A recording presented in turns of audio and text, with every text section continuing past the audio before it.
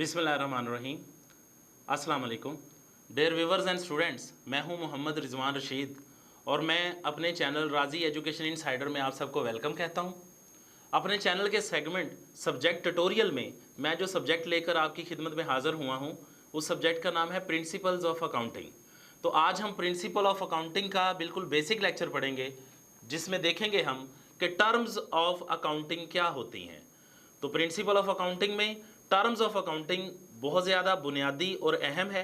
अगर आप लोगों ने अकाउंटिंग को समझना है तो आपको अकाउंटिंग की जितनी टर्मिनोलॉजीज़ हैं, जितने वो वर्ड्स जो अकाउंटिंग में बार बार यूज़ होते हैं, उनके मीनिंग और उनके कॉन्सेप्ट का पता होना बहुत ज़रूरी है। तो मैं कोशिश करता हूँ कि आसान से आसान वे में आप लोगों को बता सकूँ कि टर्म्स ऑफ अकाउंटिंग कौन कौन सी हैं और वो क्या होती हैं। तो आइए स्टूडेंट्स, शुरू करते हैं हमारा आज का टॉपिक। जी तो स्टूडेंट्स एंड व्यूअर्स, अब हम देखते हैं कि नंबर 11 पे हमारी कौन सी टर्म है। अकाउंटिंग में नंबर 11 पे जो टर्म है वो है एक्सपेंसेस। अब एक्सपेंसेस का मतलब भी होता है अखराजात,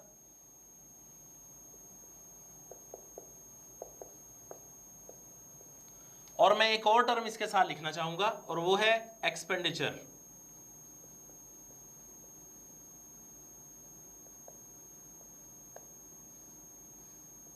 और एक्सपेंडिचर का मतलब भी अखराजात। तो यहां पे थोड़ा कंफ्यूजन क्रिएट हो गई कि जब एक्सपेंस का मतलब भी अखराजात है, एक्सपेंडिचर का मतलब भी अखराजात है, तो फिर इनमें डिफरेंस क्या है। तो आइए देखते हैं।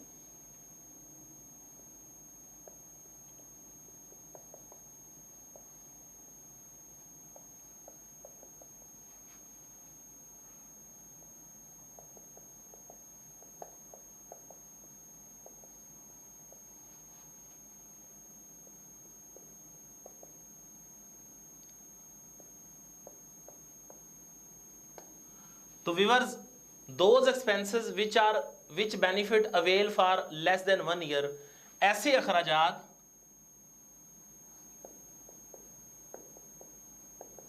जो कारोबार की रूटीन में हों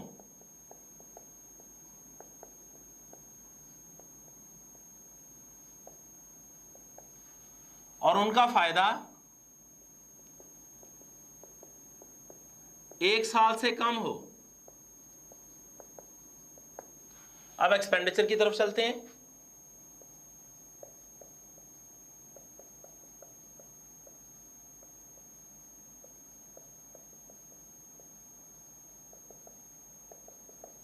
Those expenses which benefit avail for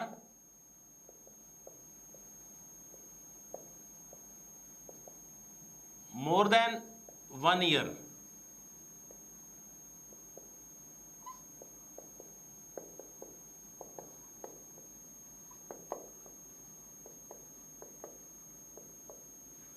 ऐसे अखराजात जिनका फायदा 1 साल से जायद हो और वो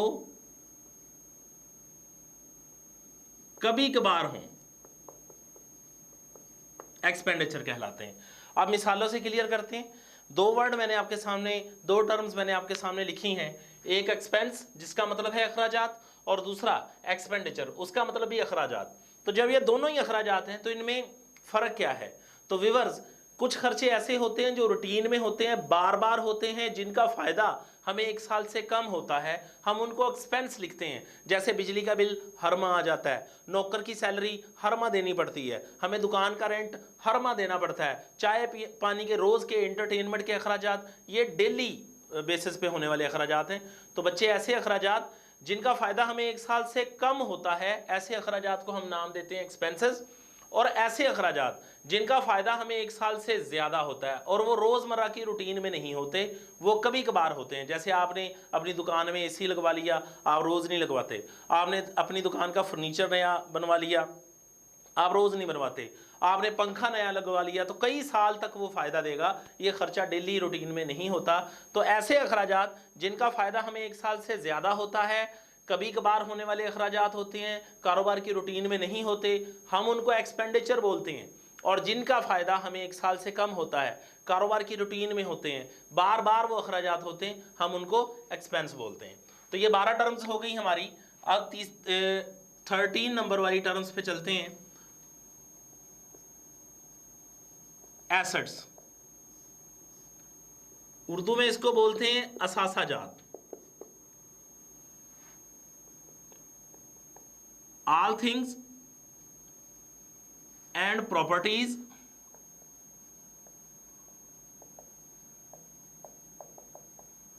which are possessed and owned by business are owner। यानी कि वो तमाम अशिया जो कारोबार या मालिक की मलकियत और कब्जा में हो, एसेट्स कहलाती हैं। मेरे भाई, आपकी दुकान पे, आपके कारोबार में जितनी भी चीज़ें पड़ी हुई हैं, आपके कारोबार में आपकी मशीनरी है, आपका एसेट है। कैश आपके पास पड़ा हुआ है, एसेट है। बैंक में पड़ा हुआ कैश है आपका, वो भी आपका एसेट है। आपने एसी लगवा लिया, एसेट है। पंखा लगवा लिया, एसेट है। आपके कारोबार की बिल्डिंग, नई दुकान बना ली, एसेट है। इवन के आपके कारोबार में एक सुई भी अगर पड़ी हुई है, 1 रुपया भी अगर आपके पास पड़ा हुआ है, तो वो भी आपकी कारोबार का एसेट है। यानी कि वो तमाम तर चीज़ें और पैसे या तमाम तर प्रॉपर्टीज जो कारोबार की या मालिक की मलकियत होती हैं, हम उनको एसेट्स बोलते हैं। तो अगली टर्म हमारी ये एसेट्स है। नंबर 14 पे है लायबिलिटीज।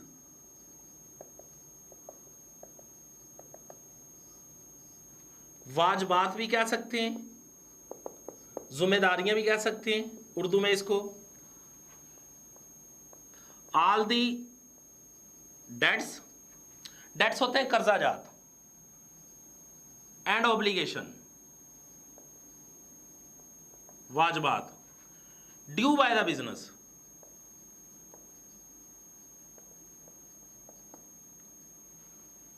तमाम वाजबल अदा और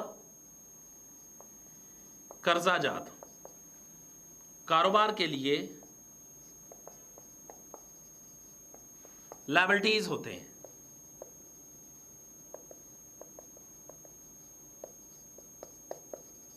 सिंपल वर्ड में, आपने 1 रुपया भी अगर अपनी दुकान में, अपने कारोबार में से किसी का देना है, तो वो आपकी लायबिलिटी है। पीछे एक टर्म हमने पढ़ी थी, क्रेडिटर। क्रेडिटर के बारे में मैंने आपको बताया था कि हम जिनसे उधार माल खरीदते हैं, हमने उनके पैसे देने होते हैं, वो हमारे क्रेडिटर होते हैं। तो मेरे भाई, क्रेडिटर हमारी लायबिलिटी है। इसके अलावा मैंने वर्ड यूज किया डेट्स का। डेट्स होते हैं कर्जाजात। ऑब्लिगेशंस का वर्ड यूज किया, मतलब वाजबात। आपने 3 महीनों से बिजली का बिल नहीं दिया, 4 माह से नौकर की सैलरी नहीं दी, ये आपकी लायबिलिटीज है। आपने बैंक से कर्जा ले रखा है, वापस देना पड़ेगा आपको, आपकी लायबिलिटी है। आपने क्रेडिटर से माल उधार लिया है, पैसे देने पड़ेंगे, आपकी लायबिलिटी है। आपने 4 माह से बिजली का बिल अदा नहीं किया, आपने 6 माह से अपनी दुकान का रेंट अदा नहीं किया, आपने 5 माह से नौकर की सैलरी अदा नहीं की, तो ये तमाम तर वाजबात हैं, वाजिबुल अदा हैं, आपको अदा करने पड़ेंगे, आपके कारोबार के जिम्मे हैं। तो इसलिए आपके कारोबार की जिम्मेदारियां हैं, हम इसको नाम क्या देंगे, लायबिलिटीज का। उसके बाद नंबर 15 पे इनकम, या इसे रेवेन्यू भी बोला जाता है। उर्दू में इसे कहते हैं आमदनी। The amount received from the sale of goods or rendering the services to the customer is called revenue।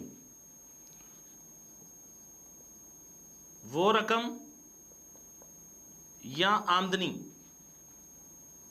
जो अशिया को फरोख्त करके या खिदमात मुहैया करके वसूल की जाए, रेवेन्यू या इनकम कहलाती है। तो रेवेन्यू या इनकम बड़ा मेजर और बेसिक कॉन्सेप्ट है अकाउंटिंग में। बिजनेस के अंदर यहाँ आपकी इनकम होती है, यहाँ आपके एक्सपेंस होते हैं। तो एट द एंड जब प्रॉफिट या लॉस निकाला जाता है तो इनकम और एक्सपेंस का कंपैरिजन करके ही प्रॉफिट या लॉस को डिटरमाइन किया जाता है। तो यहाँ पर इनकम या इसका दूसरा नाम रेवेन्यू भी बोलते हैं, इसको आमदनी कहा जाता है। आप अगर चीज़ें बेच रहे हैं, आपका बिजनेस ट्रेडिंग है, तो चीज़ें बेचकर जो हासिल होती है, जो पैसे आपको मिलते हैं, वो आपकी इनकम है, आपकी रेवेन्यू है। या फिर आपका खिदमती कारोबार है, जैसे कि टीचर पढ़ाता है, खिदमत देता है, वो चीज़ें तो नहीं बेचता। डॉक्टर अपनी खिदमत देता है, सिक्योरिटी गार्ड अपनी खिदमत देते हैं। तो मेरे भाई ये खिदमती कारोबार जो होते हैं, अपनी खिदमत देने के बदले में जो पैसा या मुआवजा वसूल करते हैं, जो अपनी फीस वसूल करते हैं, वो उनकी इनकम होती है। तो यही मैंने आपको लिखा है यहाँ पे कि amount receive from the sale of the goods, ऐसी रकम जो आप वसूल करते हैं अशिया को फरोख्त करके, या फिर रेंडरिंग द सर्विसेज, आप अपनी खिदमत मुहैया करके कस्टमर को उसके बदले में जो पैसे वसूल करते हैं, वो आपकी इनकम या रेवेन्यू कहलाएगी। तो ये हमारी 15 टर्म्स हो गई। अब हमारी लास्ट वन एक टर्म है जिसे हम नाम देते हैं equities. A claim which is enforced against the asset of the business.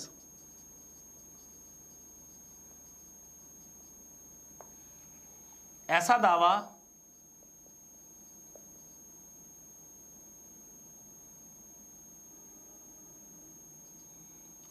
जो कारोबार के असासाजात के खिलाफ किया जाए,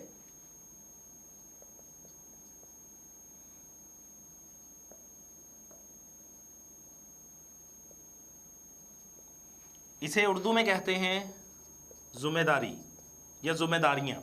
इक्विटीज का मतलब भी लायबिलिटीज से ही रिलेटेड है, लेकिन इक्विटीज वो रकम होती है, सिंपल वर्ड में, जो पीछे मैंने आपको टर्म पढ़ाई थी कैपिटल। हम कह सकते हैं कि जिस मालिक ने पैसा आपको दिया होता है कारोबार में लगाने के लिए, कारोबार में जितने एसेट बन चुके होते हैं, जितनी मशीनरी खरीदी आपने, जितनी भी आपने बिल्डिंग बनाई, या जितने भी इस तरह के आपने कारोबार में एसेट्स खरीदे हैं, वो सारे के सारे मालिक के हैं। तो मालिक किसी भी वक्त दावा दायर कर सकता है कि ये सारे एसेट्स मेरे हैं क्योंकि मैंने इन पर पैसा लगाया था।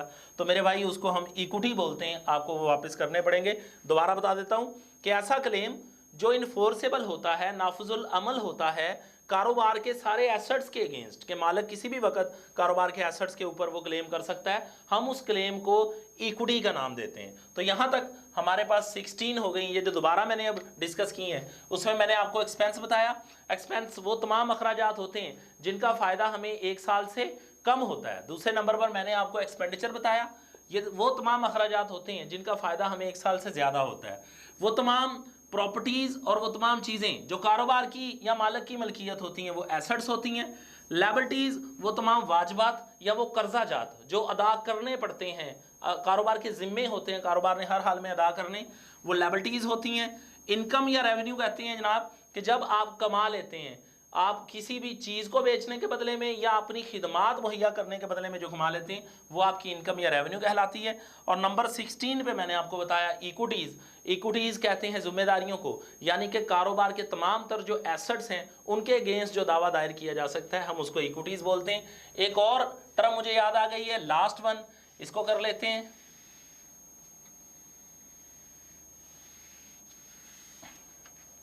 नंबर 17 पे है स्टॉक। उर्दू में इसको ज़ख़ीरा बोलते हैं।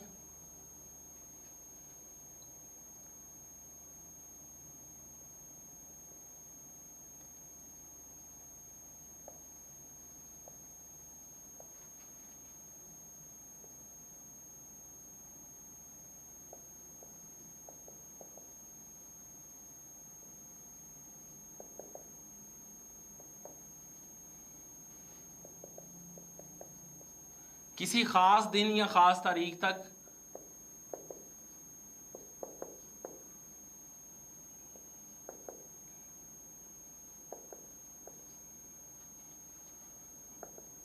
जो माल फरोख्त नहीं हो पाता, स्टॉक कहलाता है। तो मेरे भाई आपके पास अगर माल पड़ा हुआ है जो बिका नहीं है, किसी भी फॉर्म में है, तो आपके लिए वो स्टॉक है। आपकी दुकान में पड़े हुए 10 कंप्यूटर बिके नहीं है, आपका स्टॉक है। आपके पास 100 मोबाइल फ़ोन घर पड़े हैं, आपका स्टॉक है वो। आपने कहीं स्टोर लेके वहाँ चीनी स्टोर की हुई है, आपका वो स्टॉक है। यानी कि किसी खास दिन तक जो माल फरोख्त नहीं हो पाता, हम उसको स्टॉक बोलते हैं। अब इसकी अगर मज़ीद क्लासिफिकेशन में आए तो इसकी 3 फॉर्म्स हो सकती हैं स्टॉक की। नंबर 1 होती है रॉ मटेरियल, मतलब के खाम माल। तो आपका जो स्टॉक है वो खाम माल की शक्ल में भी हो सकता है। जैसे कि आप लोहे के पंखे बनाते हैं, आपकी फैक्ट्री है, तो उसके लिए लोहा आपको चाहिए, उसके लिए तारें चाहिए और मुख्तलिफ़ किस्म के और औजार और मुख्तलिफ़ किस्म की एसेसरी चाहिए। अगर वो आप कहीं चाइना वगैरह से इंपोर्ट कर रहे हैं, आपने अभी उससे पंखे नहीं बनाए, वैसे ही माल वो पड़ा हुआ है, ऑर्डर आने पर पंखे बनाकर बेच देंगे, तो मेरे भाई वो भी आपका स्टॉक है। लेकिन वो स्टॉक किसका होगा? रॉ मटीरियल का, यानी कि खाम माल का। पहली किस्म स्टॉक की ये होती है। स्टॉक की दूसरी किस्म होती है सेमी फिनिश गुड्स।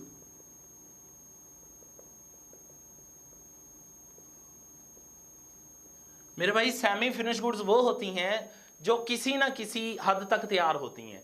25%, 50%, 75% वो तैयार हैं, लेकिन मुकम्मल तैयार नहीं है, काबिल फ़रोख्त हालत में नहीं है, आप उनको नहीं बेच सकते, वो सेमी फिनिश गुड्स हैं। एग्जाम्पल ये देखें, बोर्ड मार्कर है मेरे पास, सब कुछ इसका तैयार कर लिया आपने अपनी फैक्ट्री में, स्याही नहीं डाली अभी इसमें, तो ये बिक नहीं सकता क्योंकि अभी स्याही इसमें नहीं है, इंक आपने इसमें नहीं डाली, तो हम कहेंगे कि ये सेमी फिनिश गुड है। तो ये भी स्टॉक में पड़ा हुआ है, माल अभी तैयार नहीं है, तो मेरे भाई ये भी आपका स्टॉक कहलाएगा और सेमी फिनिश। और तीसरी और आखिरी किस्म जो स्टॉक की होती है वो होती है फिनिश गुड्स।